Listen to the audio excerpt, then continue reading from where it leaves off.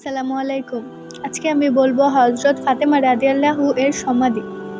প্রিয় নবী সাল্লাল্লাহু আলাইহি ওয়াসাল্লাম আদরের দুলালী হযরত ফাতেমা রাদিয়াল্লাহু এর সমাধিস্থল কোন স্থানে অবস্থিত ছিল তা নিয়ে প্রখ্যাত ইতিহাসবেত্তারা নানাবিধ মত পোষণ করেন।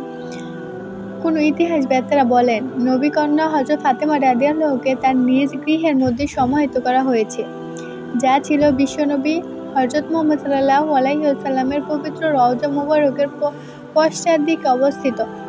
তবে পর্যায়ক্রমে মসজিদে নববীর আয়তন বৃদ্ধি হওয়ার কারণে সমাধিস্থল এখন মসজিদের অভ্যন্তরে পতিত হয়েছে।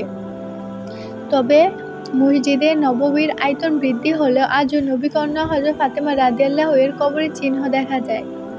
তবে কেউ কেউ এ সম্পর্কে বর্ণনা করতে গিয়ে বলেন, নবী কন্যা হযরত ফাতেমা রাদিয়াল্লাহু এর পবিত্র কবর জান্নাতুল বাকির পশ্চাৎ দিকে হাজম নামক স্থানে অবস্থিত।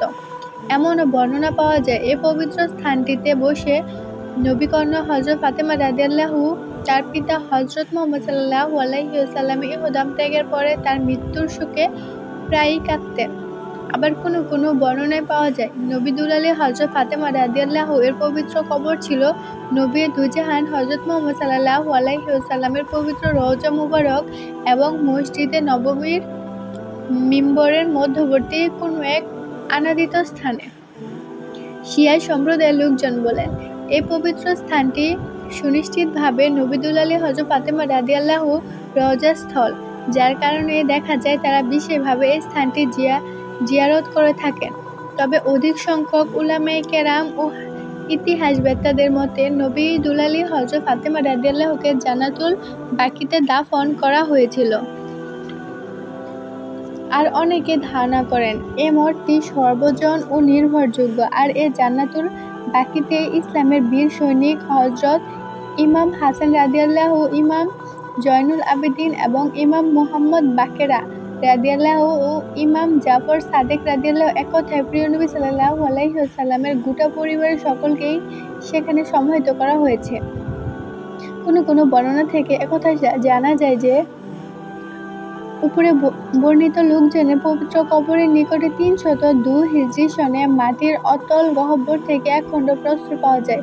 সে প্রস্তরের মধ্যে ৪টি কবরের বর্ণনা এভাবে পাওয়া যায় যে, এটি প্রিয় নবী সাল্লাল্লাহু আলাইহি ওয়াসাল্লামের আদরের দুলালী, নারী জগতের উজ্জ্বল নক্ষত্র হযরত ফাতেমা রাদিয়াল্লাহু, ইসলামের বীর সৈনিক হযরত আলী রাদিয়াল্লাহু এর আদরের পুত্র ইমাম হাসান রাদিয়াল্লাহু ও হযরত হুসাইন রাদিয়াল্লাহু এবং মুহাম্মদ সাল্লাল্লাহু আলাইহি ওয়াসাল্লামের পুত্র জাফরের পবিত্র কবরসমূহ। নবী দুলালী হযরত ফাতেমা রাদিয়াল্লাহু এর পবিত্র রওজা শরীফ যে জান্নাতুল বাকিতেই বিদ্যমান আছে, তার জ্বলন্ত প্রমাণ বহন করে একটি ঘটনার মধ্যে দিয়ে, যা কোনো এক নির্ভরযোগ্য বর্ণনা থেকে জানা যায়।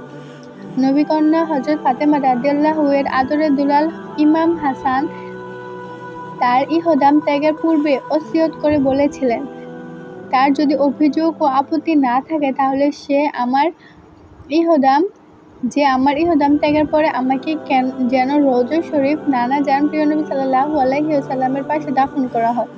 তবে যদি কোনো রূপ অভিযোগ উঠে তাহলে আমাকে আমার মাতা নবী কন্যা হযরত ফাতেমা রাদিয়াল্লাহু এর কবরের পাশে জান্নাতুল বাকিতে কবর দেওয়া হয়।